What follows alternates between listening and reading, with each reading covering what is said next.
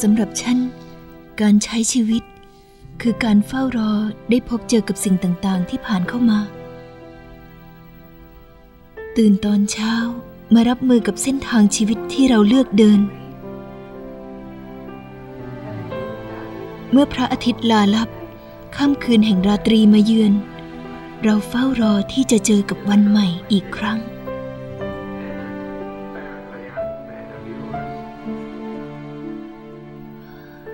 ฉันมองเห็นผู้คนมากมายที่รักกัน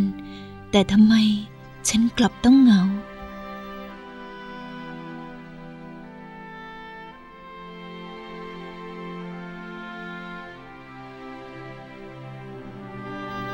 มีคนเคยบอกฉันว่าถ้าเราคิดดีทำดีเราจะได้เจอแต่สิ่งดีๆและคนดีๆ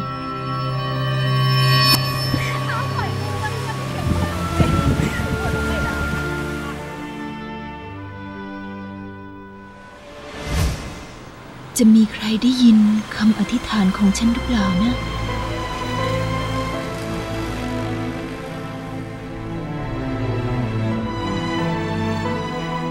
เลิฟรูมเวดดิ้งช็อตฟิล์มภูมิใจเสนอ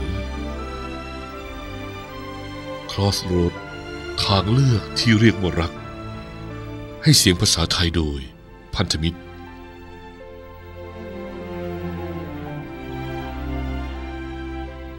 2 เดือนผ่านไป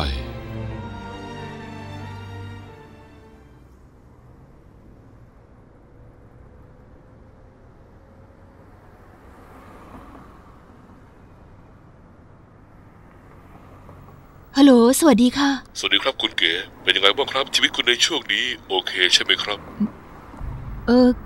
ขอโทษนะคะไม่ทราบว่านี่จากไหนคุณคือใครคะอ๋อผมต้องขอโทษด้วยครับที่ลืมแนะนำตัวไปผมชื่อ C103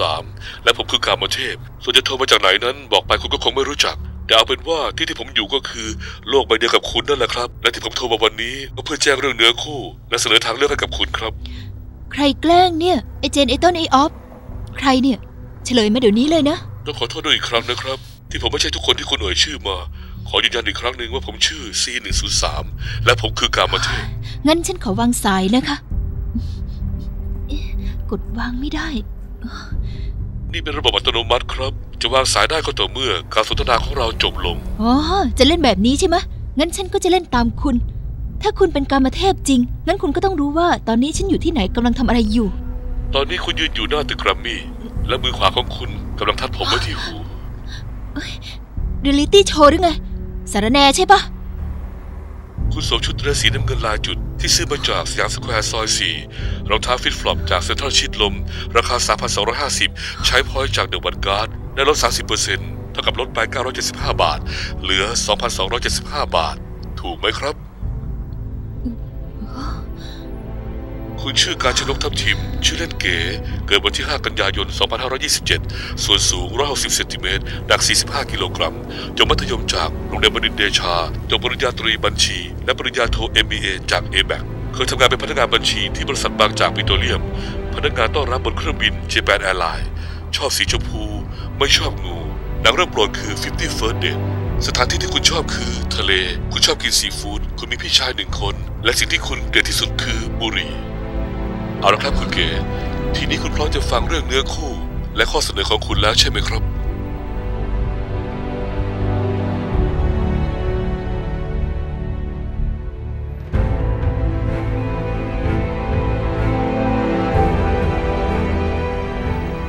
คุณพร้อมจะฟังเรื่องเนื้อคู่และข้อเสนอของคุณแล้วใช่ไหมครับคุณเก๋ค่ะฉันกำลังฟังอยู่เมื่อ2 เดือนก่อนระหว่างที่คุณกำลังจะเดินข้ามถนนคุณหลับตาลงและอธิษฐานขอให้ได้เจอเนื้อคู่ผมขอถามเพื่อเป็นการยืนยันจากคุณอีกครั้งหนึ่งนะครับคุณเชื่อเรื่องการมีเนื้อคู่ใช่ไหมค่ะคำตอบคือเชื่อนะครับและเมื่อคุณเชื่อสิ่งนั้นจึงมีอยู่จริงคุณเก๋ครับผมมีทั้งข่าวดีและข่าวร้ายจะแจ้งให้คุณทราบเรื่องเนื้อคู่ของคุณข่าวดีก็คือคุณมีเนื้อคู่2 คนข่าวร้ายแล้วค่ะคุณสามารถเลือกที่จะเจอเนื้อคู่ของคุณได้แค่คนเดียวนั่นก็หมายความว่าเมื่อคุณเลือกทางใดทางหนึ่งไปแล้วคุณไม่สามารถจะย้อนกลับมาเลือกอีกทางหนึ่งได้และนี่คือทางเลือกของคุณครับทางเลือกแรกถ้าคุณเดินข้ามถนนไปยังอีกฝั่งผู้ชายคนแรกที่พูดกับคุณคนนั้นคือเนื้อคู่ของคุณ ส่วนทางเลือกที่สองแค่คุณเลือกที่จะไม่เดินข้ามถนนไปคุณจะได้เจอกับผู้ชายอีกคนและแน่นอนครับว่าเขาก็เป็นเนื้อคู่ของคุณมันไม่ง่ายเลยนะที่ต้องเลือกแล้วถ้าเป็นคุณจะเลือกทางไหนขอโทษด้วยที่ผมไม่สามารถบอกรายละเอียดอะไรได้มากไปกว่านี้นี่ไม่ใช่เกมโชว์นะครับนี่คือชีวิตจริงชีวิตที่คุณต้องเลือกเองขอให้คุณโชคดีครับฉันตัดสินใจได้แล้วค่ะ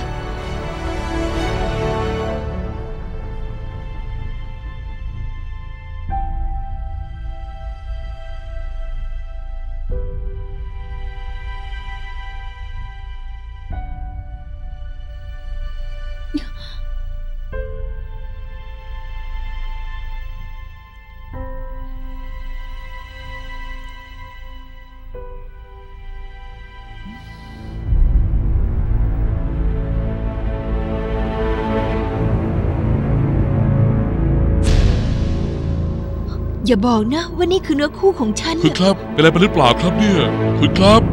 เป็นอะไรไหมครับคุณครับเป็นลมดีกว่าคุณครับ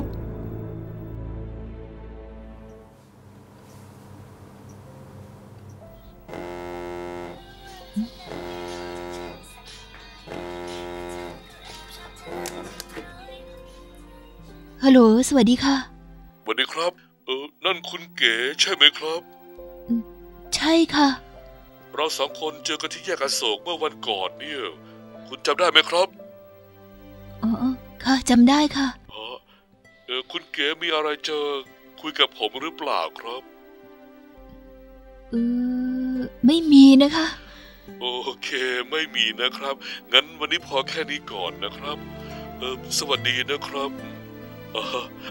เมื่อกี้ลืมแนะนำไปผมชื่อเบิร์ดนะครับค่ะงั้นก็สวัสดีอีกครั้งนะครับสวัสดีครับความรักของฉันก็ไม่ได้มีอะไรพิเศษมากไปกว่าคู่อื่นๆหรอกนะมันก็เริ่มจากการได้คุยกันมากขึ้นได้รู้จักกันมากขึ้นได้รู้ว่าใครชอบอะไรไม่ชอบอะไรอ้าวไหนบอกว่าจะพาไปดูหนังไงนี่ไงหนัง2 เรื่องควบเรื่องนี้คุณชอบแล้วเรื่องนี้ผมชอบจะดูเรื่องไหนก่อนดีอ่ะแล้วเราชอบอะไรหลายๆอย่างเหมือนกัน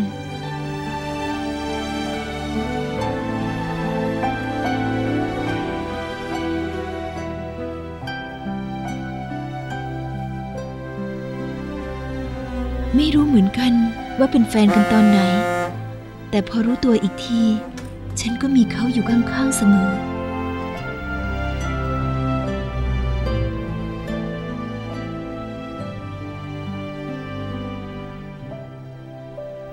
1 ปีผ่านไป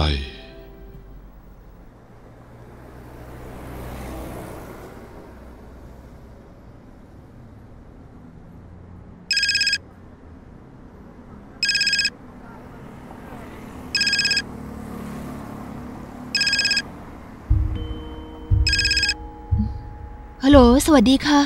ระบบอัตโนมัติจะบันทึกการสนทนาในครั้งนี้ของคุณเพื่อนำไปเป็นฐานข้อมูลในการพัฒนาการบริการให้ดียิ่งขึ้นค่ะ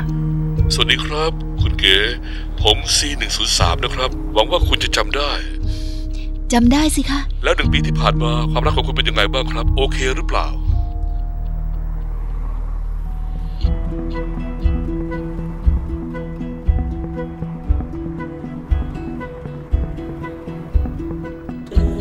ฟังจากที่คุณเล่ามาคุณ2 คนเป็นคู่ที่น่ารักดีนะครับ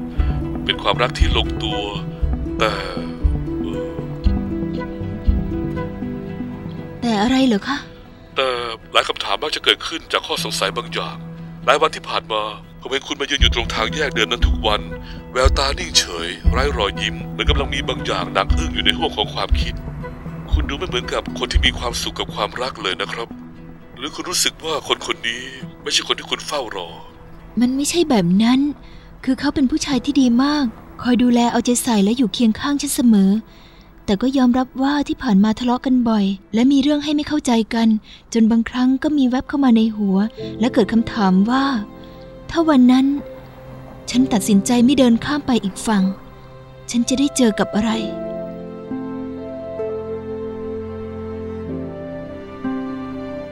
แต่ แต่ก็อย่างที่คุณบอกฉันตัดสินใจเลือกไปแล้วคงไม่มีโอกาสที่จะกลับไปเลือกอีกทางได้อีกคุณเชื่อในเรื่องโอกาสที่สองไหมครับถ้าคุณเชื่อผมอยากให้คุณหลับตาลงคุณเก๋ผมเชื่อว่าคุณเป็นคนดีคนดีจะได้เจอแต่สิ่งดีๆและคนดีๆทีนี้ผมอยากให้คุณลืมตาเฮ้ยนี่คุณทำได้ไงอ่ะนี่มันเหลือเชื่อมากเลยนะ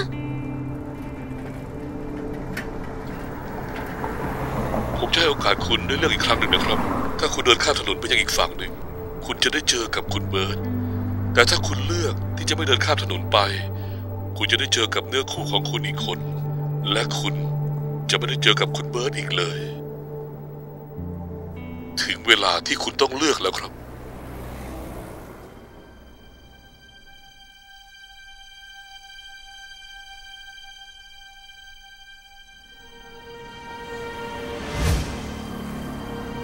อาจฟังดูโหดร้ายนะครับแต่ผมต้องบอกคุณเบิร์ตว่าคุณมีแค่โอกาสเดียวถ้าเธอตัดสินใจเดินข้ามมานั่นหมายความว่าเธอคือเนื้อคู่ของคุณแต่ถ้าเธอเลือกที่จะไม่เดินข้ามมาคุณจะไม่ได้เจอเนื้อคู่อีกเพราะคุณมีเนื้อคู่แค่คนเดียวผมขอเอาใจช่วยคุณนะครับ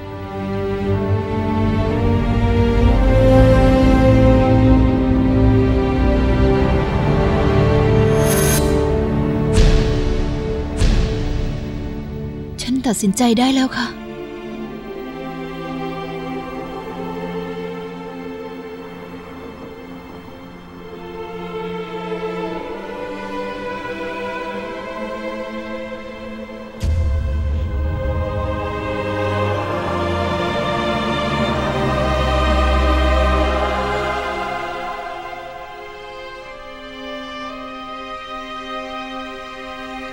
และไม่ว่าต้องเลือกอีกสักกี่ครั้ง